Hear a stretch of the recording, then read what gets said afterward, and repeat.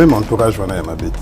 Ngapi noza victime ya entourage wana ya mabe. Akosili sape bitumba oyo kaka na biki kaka ya pamba. La tribalisme te toboyi makambo ya tribalisme ozala mokongo muswahili mungala toya tosangana po atotombola ekolo na biso. À présent, la parole est à Monsieur le ministre d'État, ministre de la Justice et garde des Sceaux, pour nous présenter à son tour l'économie du projet de loi de son ressort. Monsieur le ministre d'État, garde des Sceaux, ministre de la Justice, vous avez la parole. Oui, quoi?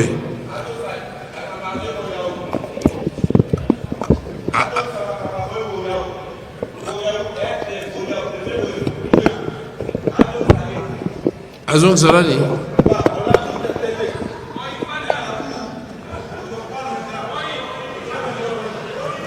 Goy, un instant, stop. Mais, s'il vous plaît, monsieur le ministre d'État, ministre d'État, Bombi, Boyaboué, pareil.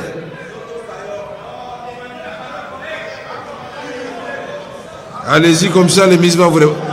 Allez, exceptionnellement, comme ça, vous allez nous laisser tranquille. Prenez la parole. Ils ont la parole, c'est quoi. Monsieur le ministre d'État.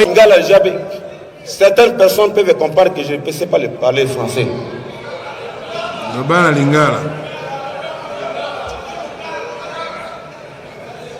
Vétamir. À mon niveau, Vétamir.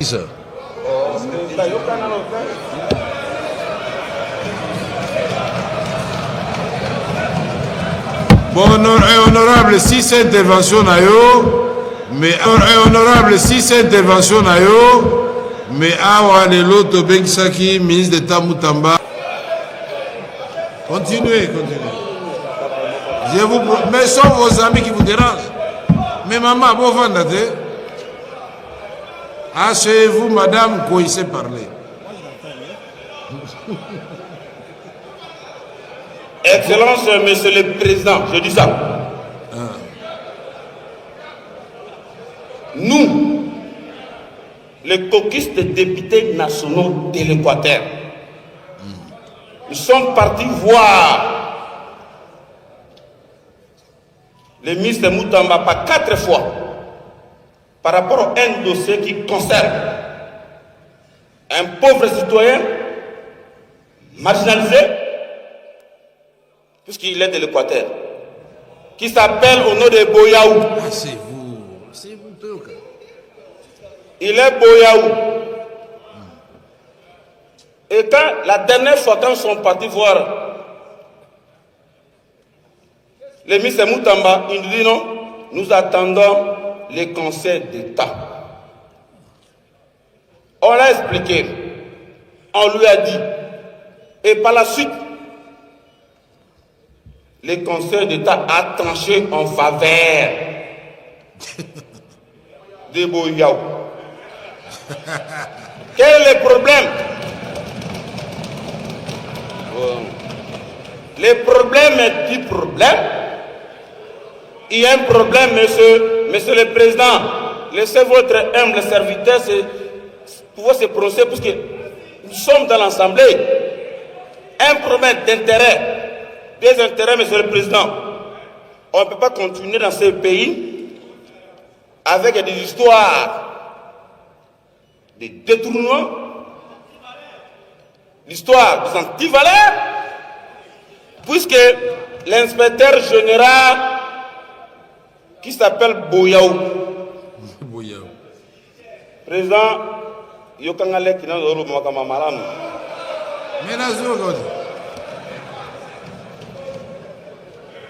l'inspecteur Boyaou, victime de Moutamba, puisqu'il est Équateur. Pourquoi? Il y a un problème. Les fonds secrets de recherche. Oh, les amis, écoutez. Je le suis. Les fonds secrets de recherche, monsieur le Président. Non, honorable Ngoyi. Au moins, ceux qui sont membres du gouvernement Zaliawa, au Benge Moutamba, Folo Balabo, messieurs, les ministres. Tokani, Osho Lobi, les Kamboya Boyaou, Toshi Toyoki Ango. Non, 30 secondes. Mais Osho posait problème, ouais. Toutes les étapes ont été suivies et sans problème. C'est l'excellence Moutamba qui refuse que Boyaou soit installé. Il soit replacé, ce n'est pas installé, mais replacé dans ses fonctions. Nous sommes partis le voir par plusieurs fois. Et il nous a dit que nous attendons à ce que le Conseil d'État puisse rendre son procès. Et le Conseil d'État a rendu son procès valablement en réhabilitant, en reconnaissant que Boyaou doit être repassé d'urgence. Merci. Mais, deuxième problème, Monsieur le Président. Pardon. Non, merci. 5 secondes. Deuxième problème, Monsieur le Président, je ne peux pas encore monter ici puisque vous n'allez même pas me donner la parole. Collègues, l'intelligence de toute la province de l'Équateur est bouleversée. Elle est quoi? L'intelligence de toute la province de l'Équateur, du Grand Équateur, est bouleversée, Monsieur le Président. Comme dans vos habitudes normales, Monsieur le Président, Bakanda vous regarde.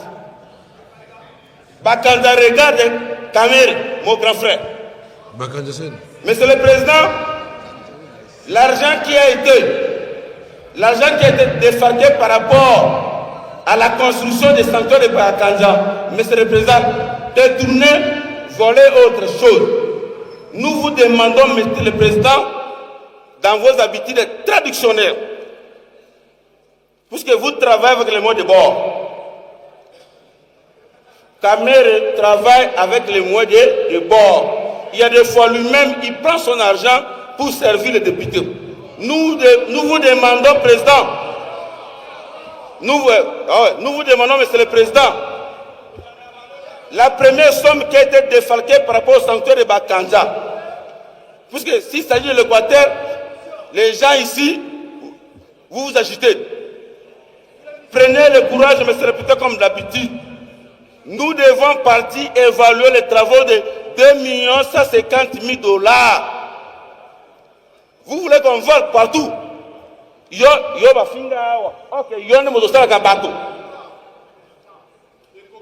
Monsieur le Président, et vous êtes innocent en tout. Nous devons partir, Monsieur le Président. Samedi, il y a l'avion de Mbandaka. Mettons-nous, les députés de l'Équateur et d'autres députés, nous devons partir à Bokoté, cheminot littéraire. L'itinéraire est celui-ci. Mbandaka, on arrive à Mbandaka, on prend les canaux rapides, on arrive à Bokoté. Bokoté, c'est ça.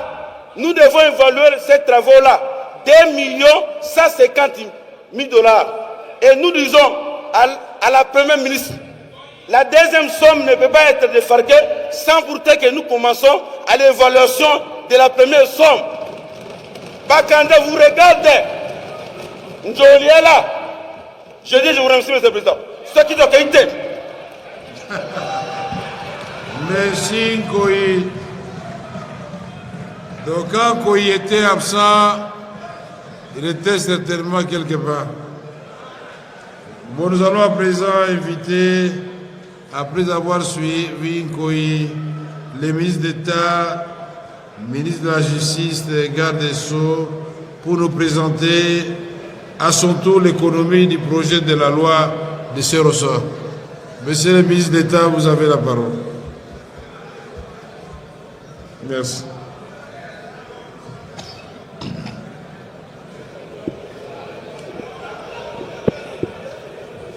Merci beaucoup.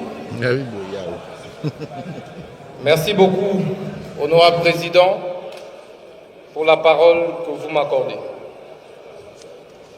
Permettez, si vous le souhaitez, que je puisse rassurer l'honorable député que je n'ai pas encore été notifié de cette décision. Lorsque je le saurai, M. Boyaou sera rétabli dans ses droits.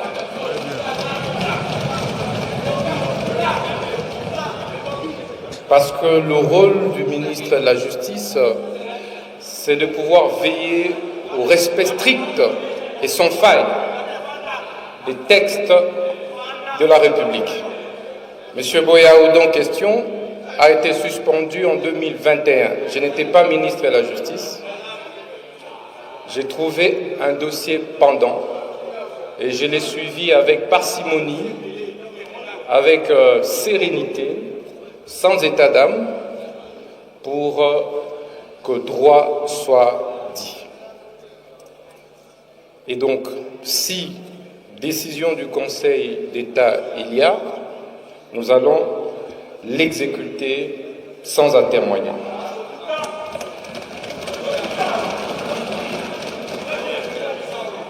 Honorable Président de l'Assemblée nationale, honorables membres du Bureau de l'Assemblée nationale, honorables députés et très chers élus légitimes de notre peuple,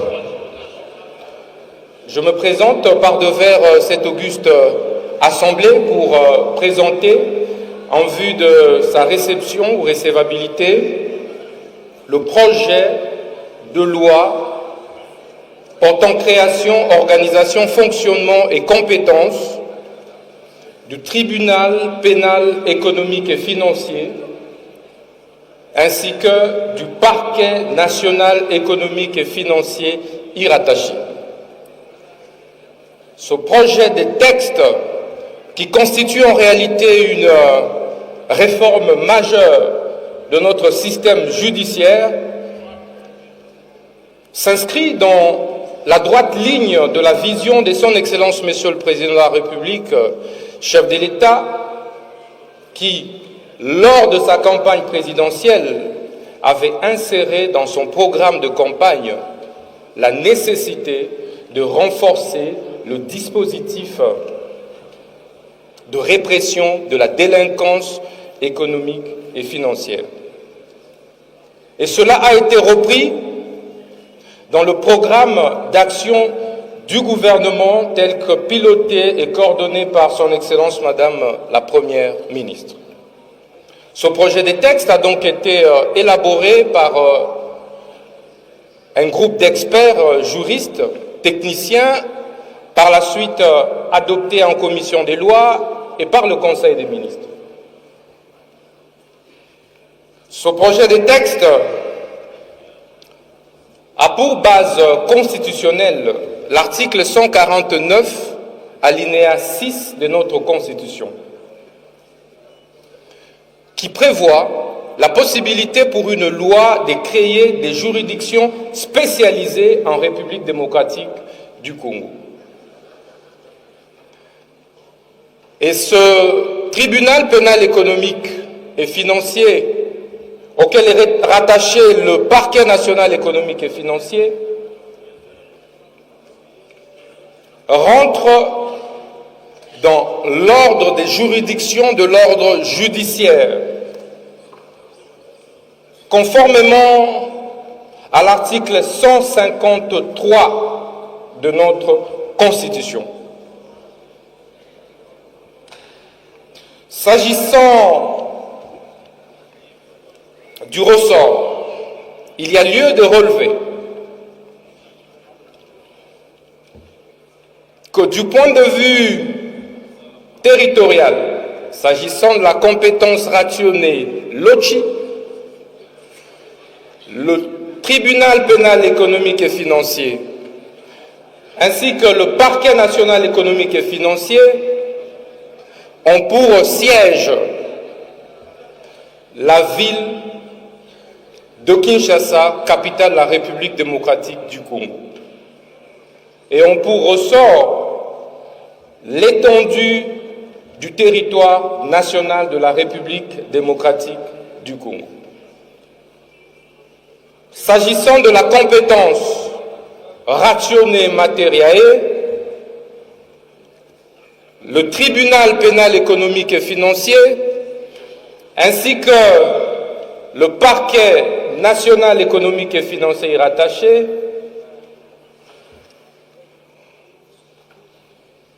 s'active à s'occuper, à réprimer toutes les infractions à caractère économiques et financiers,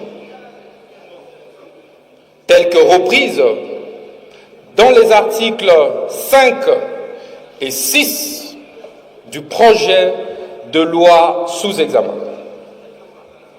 S'agissant de la compétence ratione personae, il importe de relever que toute personne est justiciable devant cette juridiction spécialisée, à l'exception des bénéficiaires des privilèges des juridictions, tels que repris aux articles 153, 163 et 164 de notre Constitution.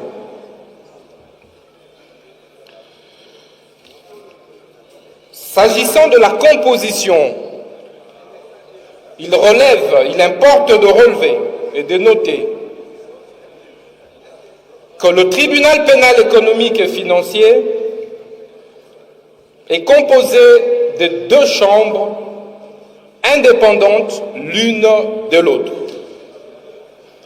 Il y a d'une part la chambre de première instance et d'autre part la chambre d'appel.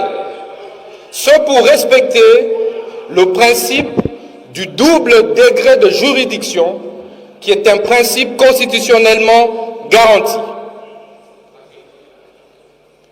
S'agissant de la chambre de première instance, elle est constituée des juges de carrière ainsi que des juges assesseurs. Il en est de même pour la chambre d'appel.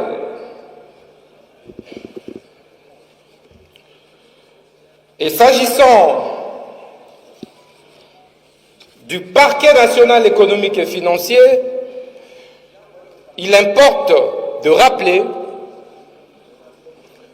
qu'il est sous la coupe du procureur général économique et financier, qui est assisté des magistrats qui sont nommés conformément aux dispositions pertinentes de la Constitution de la République. Et aux côtés de ces magistrats, debout, le texte institue le corps des officiers de police judiciaire ainsi que des agents de la police judiciaire, à l'exemple de M. Boyao, auquel on a fait allusion tout à l'heure.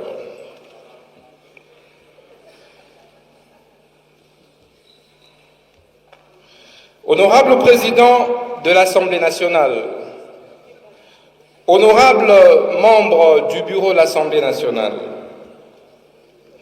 honorables députés nationaux et très chers élus légitimes de notre peuple,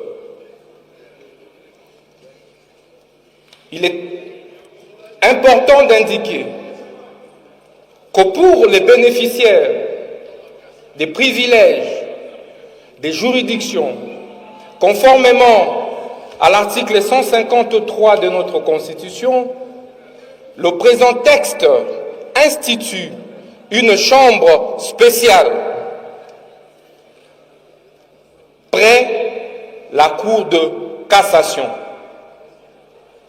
Et que donc les infractions à caractère économique et financier qui sont recherchées, constatées, déférées devant les tribunaux pénals économiques et financiers peuvent en même temps, selon le cas, être déférées devant la chambre spéciale de la Cour de cassation. Mais cette chambre sert également de recours extraordinaire telle la cassation pour toutes les décisions rendues par cette juridiction spécialisée. Honorable Président de l'Assemblée nationale, cette réforme va aider substantiellement la République à pouvoir créer l'équilibre entre les enquêtes qui sont menées par des institutions financières techniques ainsi que les juridictions techniques, le parquet technique appelé à connaître ou à juger, à donner une suite à ces enquêtes. Parce qu'aujourd'hui, il y a un hiatus criant entre les rapports et enquêtes qui sont élaborés, fournis par les administrations financières techniques, qui naturellement sont constitués des hommes et des femmes compétents qui ont étudié la problématique des enquêtes financières, des enquêtes économiques. Ça veut dire qui ont étudié les statistiques, qui ont approfondi les études sur l'économie, sur les finances publiques. Alors que jusqu'ici, il nous manque un organe judiciaire technique composé des techniciens de la même trempe avec la même expertise pour recevoir et traiter avec la même appréhension les rapports et enquêtes sur des gestions financières. De ce point de vue, honorable Président de l'Assemblée nationale, honorable membre du Bureau de l'Assemblée nationale, telle est l'économie du présent projet de loi que je soumets humblement à votre attention afin de pouvoir obtenir sa recevabilité. Je dis et je vous remercie.